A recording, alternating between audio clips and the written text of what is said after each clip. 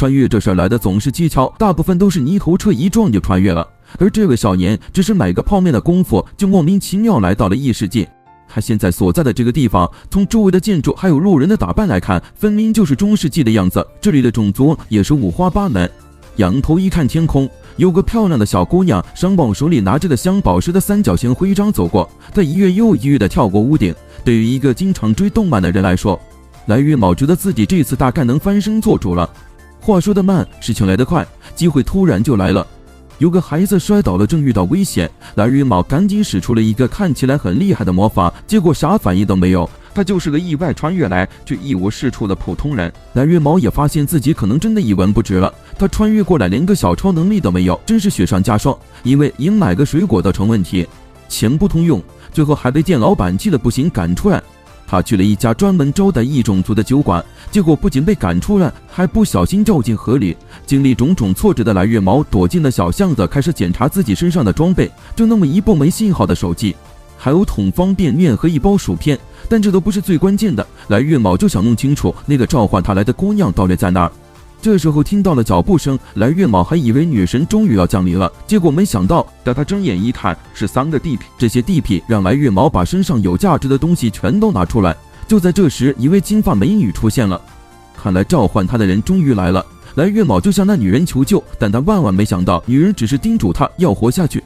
说完，他就转身逃走了。面对这种情况，虽说是新手上路，但来月卯心里想着，既然是被靓女点中的主角，应该不会那么容易救灾。然而没想到，来月卯又挨了一顿揍。被打得半死的他遇上了正在追责的利亚，看着利亚一顿好打，让那小偷落荒而逃。被救的来月卯最后也撑不住昏了过去。当他再次睁开眼，发现自己正躺在一个女人的腿上，连漫天的腿毛让他一阵头皮发麻，这才让来月卯意识到事情不妙，是利亚救了他。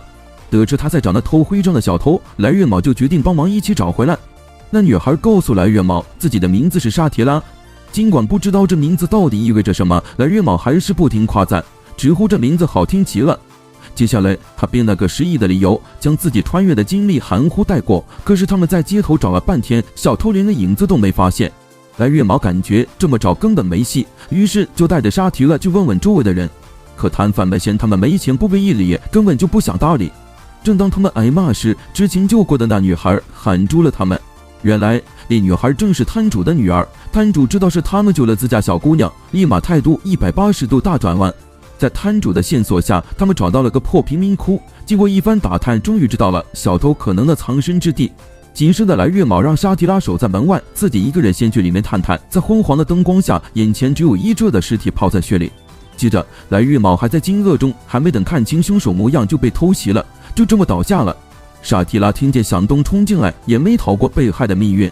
又一次出现在卖水果的地方，看着那陌生的摊主和手里的小吃，他意识到了自己似乎陷入了某种循环，想要打破自己和利亚命丧黄泉的局面。他决定提前探个究竟，就去了发生悲剧的地点，看看到底是怎么回事。接着他在那条小巷再次碰上了小混混，果然面前这几个人完全不记得他了。他没时间犹豫，直接用拳头放倒了手持刀片的家伙，然后迅速解决到了其他人。紧接着往那个买卖屋点冲，他发现那老板居然就是之前倒地的巨汉。交谈中得知，利亚确实打算再掉赃物，只不过他来得太早，目标人物还没出现。直到傍晚时分，利亚终于露面了。来月卯装作买家，表示想出个好价钱买他的东西，但他说自己没带钱，想用物换物，说自己的手机能冻结时间。一边说一边就给他们俩拍张照。两个没见识过这东西的家伙立马信以为真，老板以为这绝对是传说中的魔法物品，告诉利亚这玩意比徽章值钱多了。利亚就趁机把徽章就抢了回来，原来他是被人过来偷着徽章的。他怕被骗，所以就选在这家店跟委托人交易。利亚想让他们出价竞买，谁出的多外给谁。就在这时，委托人也到场了，但是大家都没料到这位打扮光鲜的女人来买东西从不掏腰包。来月卯还纳闷为啥利亚突然把他推开，这才发现那女人的手里不知何时多了把匕首。店主想保护女孩，就开始跟她拼了起来，可是力量差太多，不一会儿店主就被对方给干掉了。看着自己的大叔因为他而死，他怎能逃之夭夭？说着他冲向那个凶手，接下来他被那恶毒的女人一刀刺死。看着这残暴的凶手，来月卯怒不可遏，冲上去跟他拼了。本来他躲过了那一刀，却还是被他划破了肚子。来月卯无助的倒下，又一次痛苦的死去。然后他又在水果摊醒来，还没弄清状况，突然看到了那个路过的女孩，于是他急忙追了上去，喊出了她的名字，并告诉她接下来会发生的事。可他根本不记得来月卯，还问来月卯为啥叫他那个名字，因为那是个被所有人厌弃的魔女的名。他气愤地走了。来月卯愣在那里，因为他曾亲口告诉过他，这难道是他当时撒的谎？事实，菲鲁特趁机偷了他口袋里的勋章，这让阻拦的来月卯也被当成了同伙。他失魂落魄，想着别理那三兄弟，没想到这样连巷子都走不出去。来月卯又一次复活，第4次遇到那3个想抢他的兄弟，因为上次快死前，他听到了他们的谈话。他清楚了，原来这附近有守卫巡逻，因此他这次准备充分，直接使出杀手锏，大喊来守卫。三兄弟果然吓坏了，这招比之前跟他们拼命时用多了，比之前他们死都简单多了。认出这家伙居然是传说的剑圣，那3个平时牛气冲天的兄弟吓得落荒而逃。获救的来月卯感激地向他道谢完，就开始打探情报。他听剑圣说，这个头衔不过是家族里传下来的，所以来月卯觉得他可能也就那么回事，不想拖累他，便打消了一起救人的念头，心里想着赶紧拿手机换勋章。结果不小心撞到一个人，抬头一看，差点没吓出个心脏病。这不是那凶手吗？想着他现在不认识自己，来月卯勉强装作镇静。可那女人靠气味就嗅出了他心里的惊慌和怒火，同时他也感觉到了他的敌意。幸好他现在不想惹事，就这么放了来月卯就一马。来月卯松口气，赶紧找到了菲鲁特的窝，因为那女孩不知道手机值多少钱。他们又来到了罗姆的店，让他帮忙看看值啥价。老板一看，说这手机至少20金币。可菲鲁特一见他这么想要勋章，就开始狮子大开口。来月卯都急哭了，只好告诉他自己买勋章是要还给忍者。这时候门外响起了敲门声，心有余悸的来月卯以为是那女凶手来了，没想到是莉亚来了。原来要不是他在巷子救他耽误了时间，他本来正能找到这，只不过他巧遇了那凶手，结果失主也在。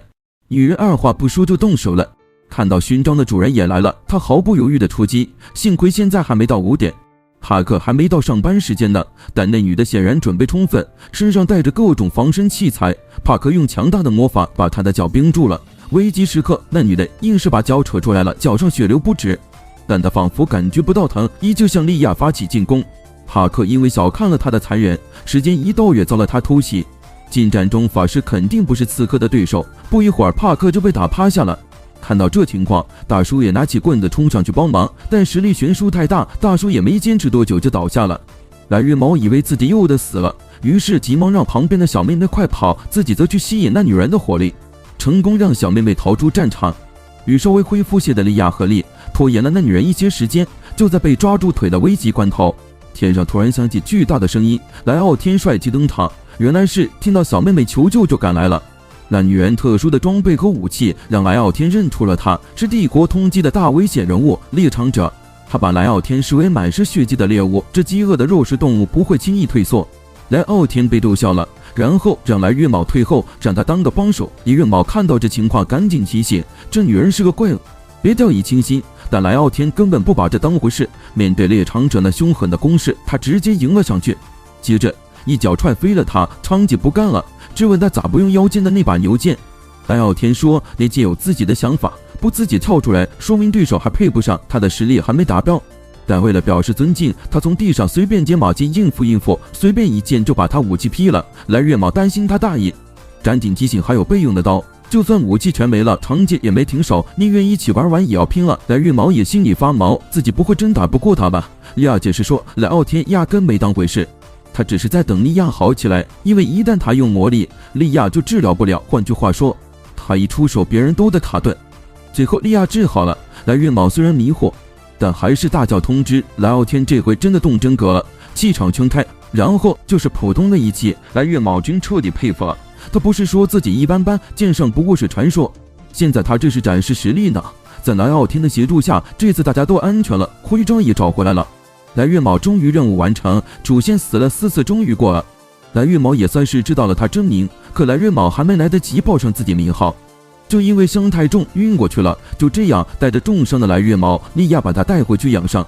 吃饭的时候，来月卯经宅主介绍才明白，原来是这么回事。莉亚居然是国王的热门候选人，徽章就是候选人的证明。徽章要是不翼而飞，他就没机会当候选人了。为了感谢来月卯，莉亚打算实现他一个愿望，他只想黏着莉亚，就说想留下来打工。接下来3天，在雷姆拉姆的带领下，来月卯学会了好多厉害的技能，还跟莉亚约好了明天一起去镇上逛逛。一想到天一亮就能跟女神约会，还兴奋的几乎睡不着觉。第二天一醒来，他吓坏了，发现手上的伤不翼而飞了。一直在身边的女仆们忽然间陌生了很多，死过不止一次的他躺了头猪脑，这代表着啥？他慌不择路跑到没人能找到的图书馆，本来想一个人静静的来月马，结果发现贝蒂还记得他还是老样子，总爱说人坏话，但这让他舒服多了。再次振作的他决定像之前一样做出选择。接下来几天，他学习更认真了，跟娘姐妹相处也更上心了，一切似乎都在变好。可时间一到上次突然死的那天，虽然困得跟狗一样，他还是强撑着不睡。他想弄清楚那晚到底发生了啥。果不其然，深夜里他又被偷袭了，这回他连人影都没瞧见，就直接挂了。中来的南月卯接着观察了3天，可那个偷袭他的人，他还是一点头绪都没有，估计是利亚那些对手派来的杀手。吩咐了帕克一定要保护好利亚，他就找地方躲起来了。清晨案发的时候，他找个借口跟大家告个别后就离开了城堡。当然他不是要逃跑，他是躲到附近的小山丘上埋伏着，一旦城堡有什么风吹草动，他就能立刻冲回去。他不想再死一次，更不愿意看到别人受伤。但月卯不停提醒自己，即便是轮回大家把他忘得一干二净，他自己也得记住一切。蓝月卯总算熬到了傍晚，可危险还是不声不响的来了。好在他一直保持警惕，这才让他躲过了那一击。他用事先准备好的绳子一跃逃到悬崖底下，接着用衣服诱骗对方后，他终于看清楚了凶手的面目。与其说是害怕死亡，他更是震惊万分。蓝月卯不明白，平时一起工作的女仆怎么可能变成了冷血的杀手？他已经尽力做好了一切，为什么还是赢不到他的信任？他用手机的闪光当掩护，推开雷姆后，蓝月卯急忙往城堡方向跑，但他没跑出多远就被远处的风魔法击中了。失去了一条腿的他跑不动了，雷姆追上来，竟然开始给他治疗，因为他还有问题要问蓝月卯。然后他开始了审问，蓝月卯说的都是真话，雷姆却一点都不信。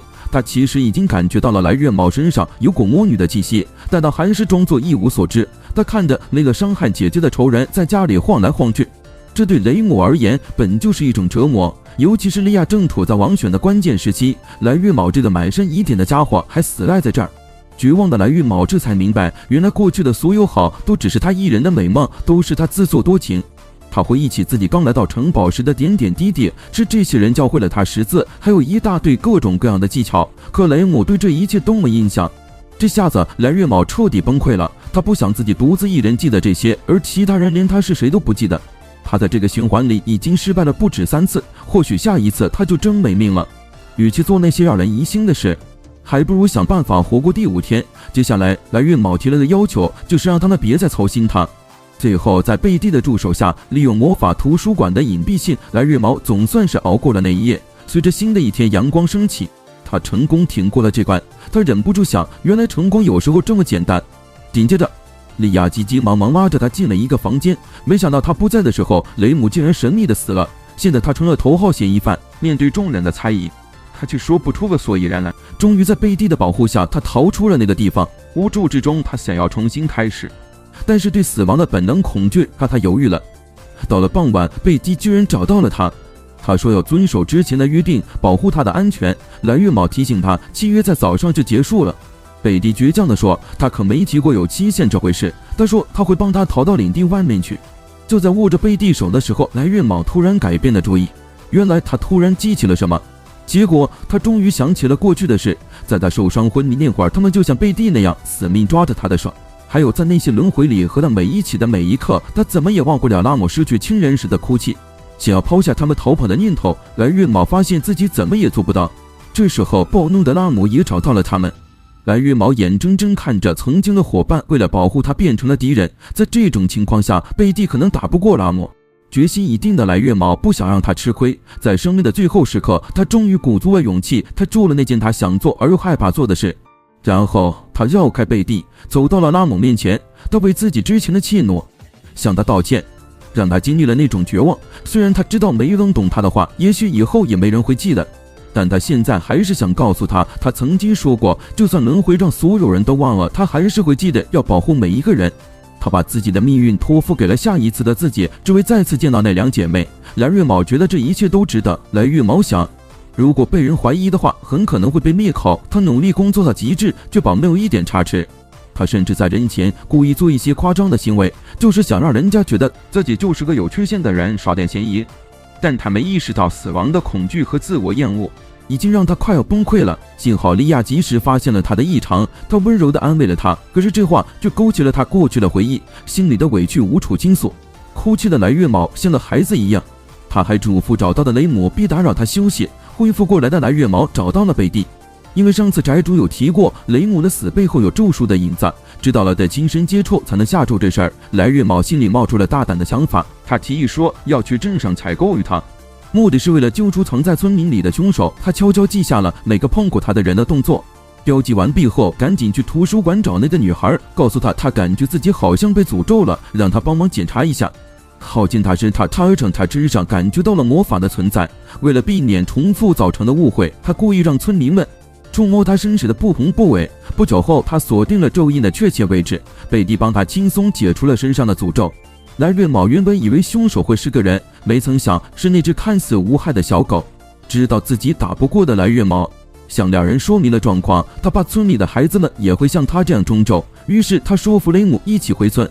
当他们赶回去时，看到保护村子的结界被破了。谨慎的雷姆不同意蓝月卯想进森林救孩子的主意，没有结界的话，他进森林可能会遇到野兽。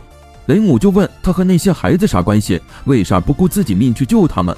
明明就被孩子们玩了一天的蓝月卯，却能叫出每个孩子的名，甚至知道他们的梦想和秘密。雷姆见到了，他虽害怕，但依旧坚持的双手看着真诚的蓝月卯，他已被打动了。接着以监视他为由，和他一起去了森林。最后他们在山坡上找到了昏迷不醒的孩子们，雷姆忙着给伤重的孩子治疗，蓝月卯就自己去找那个还没找到的女孩。离别前，他把身上魔女味道的事告诉了雷姆，他们说好回去了得好好聊聊，因为相信雷姆，他才会做出让雷姆也信任自己的事，当场就约定了以后的事。最后雷姆答应了，雷姆说弄好孩子们的事就去找蓝月卯，想着对方就是那只白天的小狗，即便打不过他也忒有底气。但蓝月卯没料到女孩其实是魔术社的圈套，而且那只凶猛的狗看起来就不好惹，迫不得已蓝月卯用外套把手裹上，故意让狗咬住了他有保护的左手，然后他把他摔到尖锐的树干上，反杀成功，蓝月卯才算是松了口气。可一转身他就惊呆了，看到背后受伤的女孩，他不想一个人跑了。幸好雷姆及时赶到救了他，虽然不是第一次见雷姆出手，但为了不露馅，蓝月卯还是装出很震惊的样子。蓝月卯带着孩子先行，雷姆掩护后方，就快到村子了。兴奋的蓝月卯回头大叫，这时他才发现原来跟着的雷姆已经伤得很重了，还有那狗首领正盯着他们。那狗一施法，大地都开始抖动，泥石流发生了。关键时刻雷姆却扑上来救了蓝月卯，自己却被巨大的冲击力打飞了。蓝月卯以为自己又要完了，结果却看到倒下的雷姆不可思议地站起来，并且他额头上还冒出来一只发亮的角。雷姆那时候完全没有感情似的雷姆，他疯了一样打败那些魔兽。蓝月卯却注意到了埋伏的敌人，关键时刻他冲过去救下了失控的雷姆。随着他头上角慢慢消失，雷姆终于清醒了，他急忙跑去蓝月卯那儿，看着他身上的伤。蓝月卯意识到自己被救了，可贝蒂却告诉他不好的消息，因为蓝月卯身上伤口太多，一层层的诅咒，连贝蒂也没办法解，唯一的办法是干掉那些咬他的魔兽。面对那么多魔兽，这怎么可能呢？蓝月卯明明只能活半天，即便如此，面对死亡，他脸上却一点害怕都没有，这让贝蒂感到意外。此时他突然想起，在昏迷中好像听到了雷姆和贝蒂的谈话，即便是死亡也不怕的他，现在却真的急了。他赶紧问雷姆在哪，结果是蓝月卯昏迷时，雷姆一个人又去森林了。蓝月卯十分吃惊，他没想到曾想杀他的雷姆竟然为他做这么多，知道妹妹这么冒险，拉姆只想立刻去找他。于是两人一起去森林找雷姆，村民们还给了他们村里最好的宝剑。拉姆想通过共享视野找妹妹，结果周围全是潜伏的魔兽，幸好拉姆用风魔法迅速解决了他们。在路上他吐槽蓝月卯是不是太弱，所以特别容易吸引魔兽，这让蓝月卯恍然大悟，他猜可能是身上魔女味道的关系。蓝月卯就直白跟拉姆说起自己能死而复生的秘密，决定用这招引魔兽上钩。就在那一瞬间，雷姆也察觉到了这边的动静，魔兽实在太多了，蓝月卯只能带着拉姆拼命跑。结果连村里最棒的剑都断在崖上了。雷姆失去了理智，竟然对他发起攻击。看着一路上杀得不亦乐乎的妹妹，拉姆就对了月卯说，必须攻击他头上的角才行，这样他才能恢复正常。虽然知道怎么办了，但自己的战斗力他还是懂的，所以决定孤注一掷。得到拉姆同意后，他居然真的把他扔向了失控的雷姆。就算雷姆不理智了，面对唯一的亲人，雷姆还是本能的抱住了姐姐。捉住这个机会，来月卯使出浑身解数打了最后一击。跑回城镇的路上，雷姆向来月卯透露了个秘密，是他们姐妹间的故事，也是他一生都无法忘却的痛苦记忆。那个夜晚，小小的雷姆失去了一切，为了保护他，天才姐姐的脚也折了，他一下子变成了无用之人。被救的他却说出了让自己后悔一辈子的话，终于折了。原来在他们鬼族，双胞胎本来就是个禁忌，因为一个脚的关系，他们的力量注定弱于普通族人。为了守护族群的荣光，族长本不想由他们。雷姆似乎感应到了什么，马上就哭了起来。那时候还是婴儿的姐姐想保护他，竟然释放出了惊人的力量，族长也被打退了，心里不禁佩服。几年后的拉姆也证明了自己，他从小就表现出了超乎常人的魔法才能，但是天赋远超过了他们的预期，所以族人都觉得他就是抢了姐姐一半天赋的罪人，大家都把他当成了抢走姐姐天赋的坏蛋。他私下里努力练习魔法也没用，感觉怎么也追不上那个天才姐姐，总是比不上别人嘴里的那个天才。但研废的雷姆没发现，姐姐一直都在他身边支持他。拉姆安慰雷姆说，别在意别人怎么说。雷姆还是觉得姐姐永远都是天才，做什么都比不上他。雷姆决定做支援，尽量减轻家里的负担。可偏偏运气不好，他收的食材还没几个，就下大雨了。回家的路上，差点被雷劈的树砸到，幸好拉姆及时出现救了他。可是那些食材就保不住了，本来想做美食，证明一下自己也有用，结果还是秃了。父母责备雷姆的时候，拉姆马上出来打圆场，然后真心夸雷姆，说他做的白薯特别好吃。梦里的雷姆回到那天，他努力找那些掉了的食材，父母的安慰让他内心，但是村里人的闲言碎语一直是他的噩梦，他一直忍受着别人的诅咒，直到那个灾难之夜，小雷姆推门一看就傻了，村子变成火海了，他家都没了，他也被母女教徒发现了，命悬一线。这时候能逃的拉姆又保护了他，虽然宅主救了他们，可姐姐失去了一切。为了弥补当时的罪恶感，雷姆决定为姐姐活下去，他要做到最好，因为他明白，要是姐姐没失去脚，要是没发生那些，还做得好多了，都是因为自己不好。姐姐本该走的路被自己给搅和了，现在只能拼了命去闯一条新路，因为她只不过是姐姐的影子。那场大火之夜，她的时间好像也停了，原本以为自己的人生就这样了，结果遇到了他，才相处了没多久，他就愿意为这样的自己赴汤蹈火，明知是傻事也要救自己，所以他宁愿牺牲，也要找到救他的可能。所以他就义无反顾的去了。为了他和姐姐，他决定自己去引开那些追杀他们的怪兽。他说，第一个约会对象是雷姆，所以他绝不会丢下他不管。为了雷姆，他也要奋战到最后。这时候，狂怒的怪兽头目终于现身。原本小小的他开始越长越大，变成了巨大的恶魔犬。虽然势不两立，但他还是笑着面对。拿着短剑的他使出了唯一的魔法，乘着黑雾遮住恶魔犬视线的时候，他怒吼着冲向那庞然大物，把断剑刺入恶魔犬的脖颈。可是伊人小看了那怪物的防御，即便是面临死亡，他依旧无所畏惧。他勇敢地对那怪兽咆哮。终于，运气这次站在了他这边。宅主赶到了，一招火焰魔法就干掉了那恶魔犬。莉亚在城堡里一直担心他的安全，他知道他遇险就会用魔法，于是他请求宅主先别管他，去救其他人。然而他为了救他们拼尽全力的时候，也有人在默默关心着他。看着雷姆抱着自己哭得泣不成声，他终于感受到了异世界的一丝温情。因为和魔犬战斗时应用了魔法，来日卯君身上的伤已经不轻了。正巧这次带莉亚去王选的使者治疗专家，为了好好治疗，使者决定顺道把他也带上，因为不想他掺和王选的纷争。出发之前，他特地交代千万别去王宫，但来月卯君还是担心莉亚会有危险，他就老是给雷姆使眼色想出去。雷姆毫不犹豫地答应了，就任性一次吧。可王宫那可不是谁都能进的地方。这时候一辆豪车突然停在他面前，结果马车里的是之前遇到了那个怪女人。说着说着，来日卯君才知道他也是王位候选人之一。莉亚一出现，他就故意亲近来月卯君，让莉亚不舒服。莉亚有点伤心地问他为啥不守承诺，他很有点冷，没想到自己的行为在别人眼里是背叛。大会一开始，候选人们都站在台前，来日卯君看到了之前帮过他们的莱傲天，和莱傲天聊了几句，又遇到了那个烦人的骑士，因为他昨天竟敢亲利亚的手，吃醋的来月卯君心里把他当成了情敌。这次大会的目的就是公布第5个王位候选，正是被莱奥天带走的那个小偷菲鲁特。自由习惯的他哪愿意做国王？对手的嘲讽让他直接觉醒了隐藏技能，和对手大战了起来。那个傲气女人觉得受侮辱就动手了，幸亏他背后有个实力强大的骑士撑腰。利亚一看急了，也赶紧上前劝架，把他保护在自己身后。这一下子那女人更不爽了，她把自己说成是被抛弃的魔女，这样委屈的利亚怎么抵挡得住呢？面对这位强势的女士，利亚一时找不到对策，然后候选人们一个接一个的发表竞选演说。从小就受人异样眼光的利亚，她说她想建立一个人人平等的国家，结果这番话却招来了官员们的冷嘲热讽。他们直截了当地说，利亚不过是个肮脏的魔女。习惯了这种场合的利亚选择了沉默。这时来月卯君终于忍不住怒吼起来，他站出来为利亚出头。利亚让他别说了，但来月卯君这次没听他的，看着来月卯君也要被卷进去，利亚急了起来，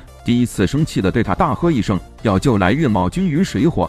利亚甚至大大方方地说出自己是半精灵，来月卯君还以为是自己给了利亚勇气，心里还挺得意的。他开始介绍自己，自豪地宣称他是利亚的骑士。这番话惹恼了正规骑士团的成员，他们质问他，你凭什么在这儿自称骑士啊？看到是那家伙领头捣乱，来月卯君当然不想在利亚面前出丑，他只好再三强调自己要帮利亚赢得王选。结果利亚却嘲讽他了，让想陪伴的人露出那种表情，让想成为骑士的人露出不配称骑士的表情，气得来月卯君没法反驳，只好直接开骂。他大声叫了，骑士不过是凭运气出身的幸运儿，他把在场的骑士都得罪了一遍。直到这一刻，来月卯君才意识到自己给利亚惹麻烦了。正当他失魂落魄的被带离会场，长老出来圆场，说利亚有个不错的侍从。利亚却说来月卯君并不是他的侍从，以为自己被切割关系了。来月卯君愣住了。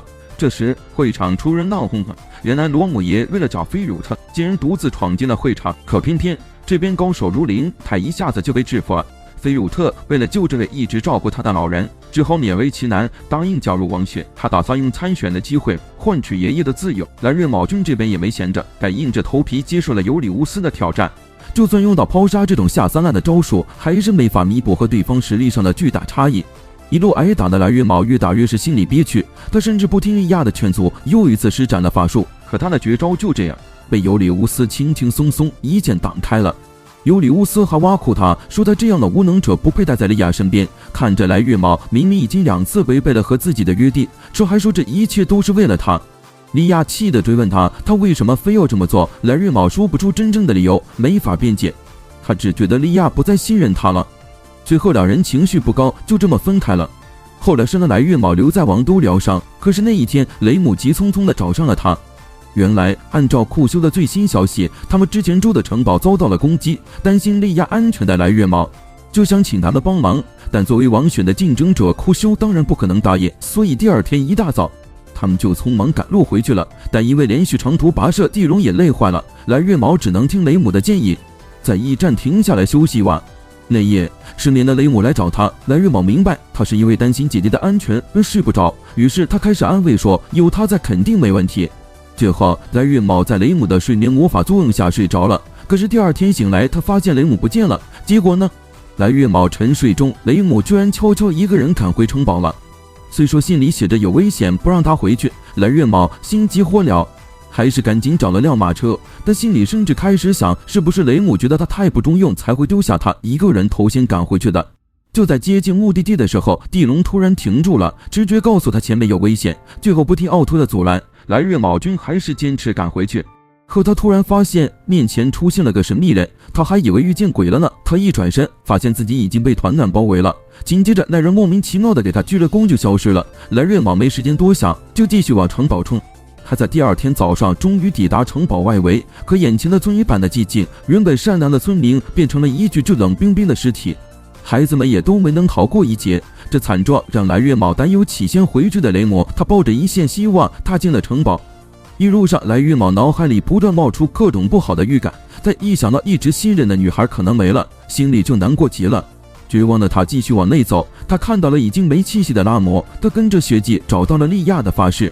最后他走进了一个隐蔽的通道，本来想开门的他发现自己的手指一碰到门把手就断了。这时候他才看到一旁全是被冻成冰雕的凶手，然后他自己也没逃过一劫，又一次没了，一遍又一遍的绝望让他彻底崩溃了。对于这个，奶妈看了都说没辙。来月卯还老想着城堡里大家的名字，雷姆想着得心病还得心药医，决心带来月卯回去。领地太安静了，雷姆感觉出了点不对头，然后他们就被魔女教的人偷袭了。雷姆受伤严重，还在坚持拖延，来月卯没办法反抗，也被绑走了。他们是因为来月卯身上的魔女味儿，把他当成大主教给救了回去。戴舵以为他在装傻，但怎么试探，来月卯就是闭口不谈。发现这哥们儿连魔教经文都不懂，但魔女味比他自己还能，这让戴舵嫉妒的要死。所以他决定得好好教训教训来月卯。幸亏雷姆及时赶到，他和魔女教有仇，看到受苦的来月卯，他更是火大。戴舵就用招数让雷姆回忆起了以前的噩梦，他说是雷姆杀了他的姐姐，雷姆才是罪魁祸首。果不其然，没谁比疯子更懂疯子。最后来月卯回过神来反击戴舵，这让戴舵乐了，因为这是他想要的。他要来月卯在痛苦中慢慢死去，不知道喊了多久，现在他快没有气了。这时候就看见全身骨折的雷姆还在硬撑着往自己这爬，然后他使出最后一点力气解了他的绑，接着他累得倒在了来月卯怀里。他叮嘱他一定要活下去，这就是雷姆的爱，简单又纯粹，就给了来月卯力量。这份爱足以支撑来月卯活下去，他得凭这份爱坚强的活着。来月卯鼓起勇气去面对后面的事情，雷姆的牺牲终于让他学会了成长，他下定决心要改变未来。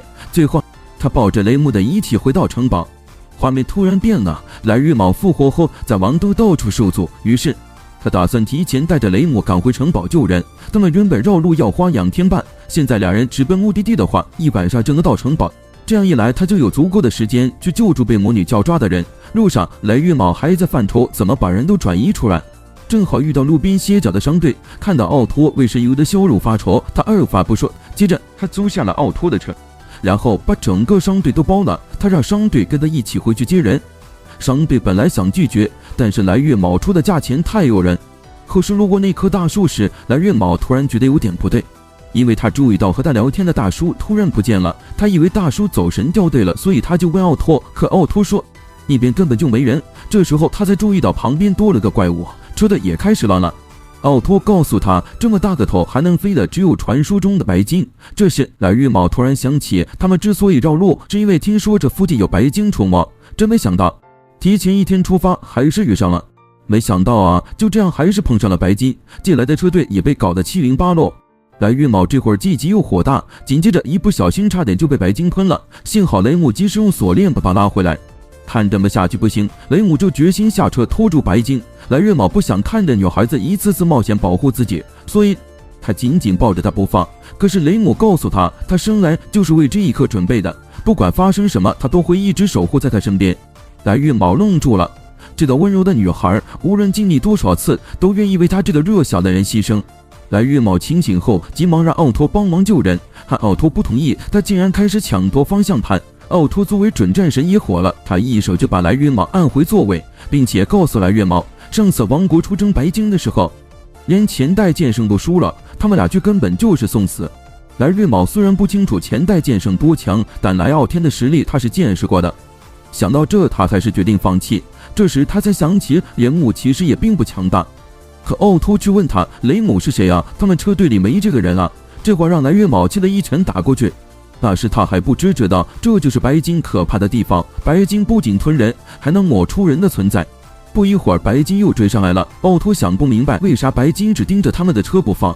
听到这，来月卯突然明白了，他意识到自己身上的魔女气息在吸引着魔兽。奥托也听到了这话，发现问题所在后，战胜奥托不再犹豫，奥托没犹豫就把来月卯推出车外，然后一个白鲸的气息就把他吹得老远。白雾散去之后，他昏迷过去，但最后还是活了下来。那辆之前跑掉的龙车竟然又回来了，车上血迹斑斑的刀刃告诉了奥托的结局。第二天一大早，他终于看见孩子们都安然无恙。醒来的来月卯发现自己又回到了那张熟悉的床上，他思念得太深了，一度把拉姆看成了雷姆。冷静下来后，他跟他讲了路上的经历。来月卯原本以为拉姆听到妹妹的噩耗会崩溃，可拉姆却好奇地问了来月卯，雷姆是谁啊？来月卯清楚拉姆是绝不会拿妹妹开玩笑的，他不信邪就跑去了雷姆的房间。看到房间布局全变了，他彻底呆住了。最后他找到了莉亚，没多说就决定带他离开。看到来月卯又一次悄悄跑来，又不肯说原因，莉亚当然不肯。想到雷姆为了他能来到这里牺牲了，来月卯终于失望透顶，于是他打算坦白一切。当来月卯开始讲述死亡轮回的时候，那种熟悉的死亡感再次袭来。来月卯以为自己终于要解脱了，可这次他没感觉到那种吸睛的感觉，相反，莉亚开始感到痛苦。这下来月卯真是哑口无言，他就这么无力地抱着他到了傍晚，直到贝蒂出现。来月卯求他结束自己的生命，贝蒂不愿意在自己面前让来月卯死去，所以他就把他送到了森林里。一心求死的他正好遇到了屠村的怠惰，怠惰还是把来月卯当成了魔女的大主教。可这次来月卯惊讶地发现自己能看见那些不可见的手了。怠惰见状有点慌了，这技能不是只有他才能运用的吗？所以怒之下召唤出了所有的隐形之手，瞬间来月卯就被他给制服了。看出来月卯很在乎莉亚，他就想要毁掉这个女孩。这时候帕克终于赶到，拦下了怠惰。帕克甚至召唤出了自己的真身，一股恐怖的寒风风暴就这样把敌人全都冻住了。处理完怠惰，帕克开始列举来月卯的种种罪状。第一，他违背了和莉亚的约定，因为来月卯似乎没搞懂对精灵来说约定是有多么重要。第二，他没听莉亚的话回去。第三，他害莉亚死了，按照契约，帕克现在要开始毁灭世界了。来月卯完全不懂，可帕克说莉亚就是他存在的全部理由，没了他，世界就没有意义了。经历了无数次的死亡循环后，来月卯崩溃了。他发现不管怎么重来，雷姆总是一次次为了救他而死，于是他彻底失望了，决定放弃。他想带着雷姆逃到新的地方重新开始。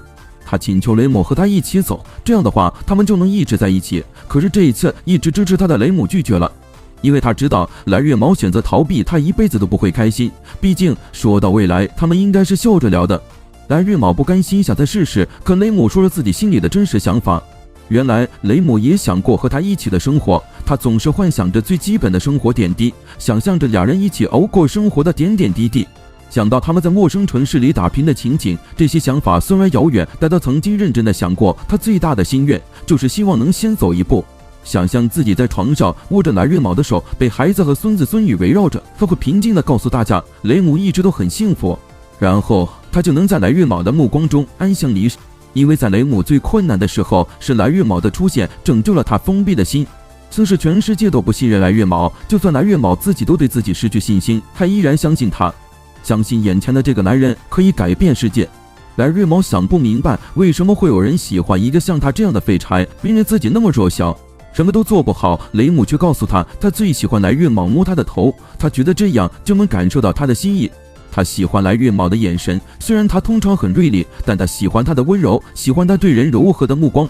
他喜欢来月卯的声音，每当听到他说话，他的心就感到暖暖的。他也喜欢来月卯的手指，他虽然是个男孩子，却拥有修长的手指，牵手时他能确信这是男孩子的手。他还喜欢看来月卯睡着的样子，没有防备，像个婴儿，睫毛微微有点长，甚至他偷摸他的嘴唇，他都毫无察觉。雷姆喜欢来月卯走路的样子，当他们一起走时，他偶尔会回头确认雷姆是否跟上，他真的很喜欢这样的举动。所有这一切都让雷姆感到非常幸福，因为虽然他不完美，但在雷姆眼里，他永远是英雄。雷姆对来月卯说，要是觉得一个人的路太难走，他会永远支持他，一起向前走。看着雷姆，曾经自闭的来月卯也找到了救赎，他告诉雷姆要继续当莉亚的骑士，就算他不懂，他也要去拯救他。重视信心的他请求雷姆帮忙，因为他知道没有他在身边，骄傲的自己啥都干不成。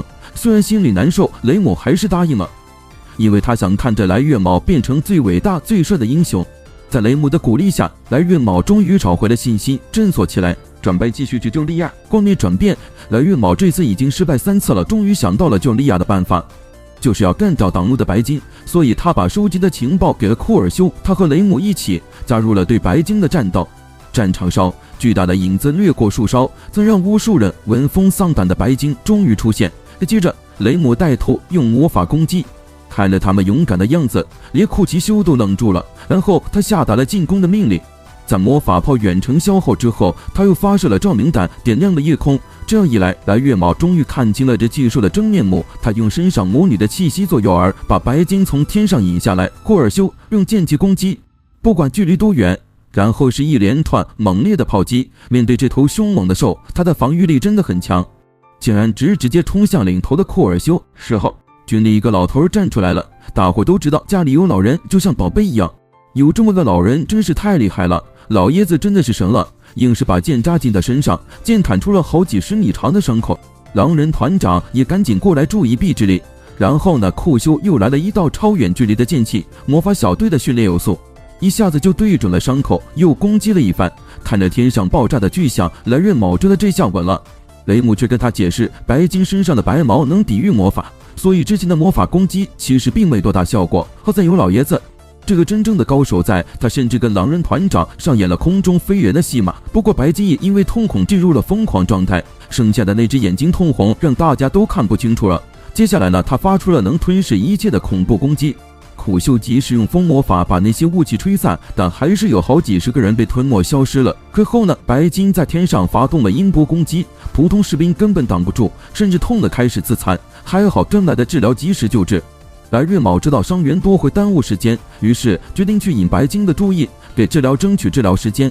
他甚至用了自爆技能，使身上的魔女气息更浓烈。果然，白金很快就注意到他了。然后他出现了，两个小精灵迅速援助，音波攻击直接命中白金。老爷子和狼人团长也跳到他背上猛攻，下来的时候还顺手修下了他的脚。这时候空突然出现了3头白金，这消息一出，众人的心情直接到谷底。可是来月卯和雷姆这打得越来越起劲，因为来月卯早就习惯了绝望的味道。雷姆也只是想全力支持来月卯，他持续用锁链攻击白金。库奇修提醒了来月卯，这么打下去没完没了。他根据情报推测，白金不应该是群居生物，那2只可能是分身。听了库奇修的分析，来月卯细看发现底下那2只确实没之前那只厉害。来月卯猜到了，那狡猾的家伙想耗尽他们的力气，自己却躲在远处高高在上，但因为太远了，连库奇修都攻击不到，再加上那东西命大的惊人，非得一击毙命不可，不然肯定会逃掉。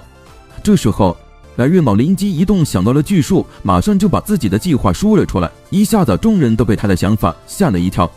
还好库奇修也是敢冒险的人，他决定跟来月卯军拼了。接下来雷姆召唤出冰柱朝白金飞去，可冰柱并未打中，白金侧身让开了。原来雷姆是想把来月卯送到白金头上，成功引起白金注意后，来月卯直接跃下捉住机会，他在半空中使出了绝招。雷姆及时用锁链咒住了来月卯，被激怒的白金也跟着坠落。众人把他引到了指定地点，库奇修指挥大家齐攻那棵巨树。大树轰隆一声倒下，白金躲避不及，被压在大树下动弹不得，气息奄奄。最后是老爷子给了他致命一击，白金终于倒下了。400年的物质魔兽就此陨落，世间再无这股威胁，就这么被干掉了。这一仗最后还是来月卯他们赢了。打完白金，来月卯用身上的魔女味道冒充傲慢大主教，然后他就这样闯进戴舵的老窝了。这下戴舵可乐坏了，见到来月卯高兴的唱歌都来了。来月卯想套点情报，就随口问了问戴舵，打算接下来怎么办。没曾想这反而让戴舵起了疑心，发现自己的福音书里压根没提到来月卯。戴舵意识到被骗了，喊上对来月卯发动攻击。结果戴舵震惊地发现来月卯居然能看见自己的隐形之手。戴舵气得七窍生烟，理智全失。而他不知道的是，来月卯这次是带着准备来的。正当戴舵分心之际，2个小精灵突然现身，用音波魔法把山洞搞塌。见鬼老爷子也抓准时机，从空中冲了下来，一剑2断的戴舵。事情进展得太顺了，来月卯自己都觉得不可思议。他回头看了好几眼，小精灵好心施了的魔法让他没那么担心。接着来月卯和尤里会合，准备去城堡清理残敌，但在路上他们突然被戴舵的隐形之手技能偷袭，把愣着的来月卯拖进森林。魔女教的信徒们冒了出来，阻挡了要救援的见鬼老爷子他们。原来戴舵已死，他的手下那些被叫做手指的狂热分子就继承了他的能力。来月卯这才明白，他把那些手指全解决了，戴舵才真算是死透了。幸好关键时刻身上的微精灵又出现了，帮他争取了时间。一番战斗后，最后来月卯终于等来援兵了。不得不提一句，家里有老的就是不一样，简直是宝。老爷子这次又出手了，轻轻松松就解决敌人。分享完情报，来月卯就继续朝城堡进发，路上却又遇到新麻烦，他困在幻境里了。还好他那微精灵又救场了，帮他逃了出来。原来啊，尤里是个超稀有的精灵骑士，为了保护来月卯，尤里暗中给他留了个微精灵。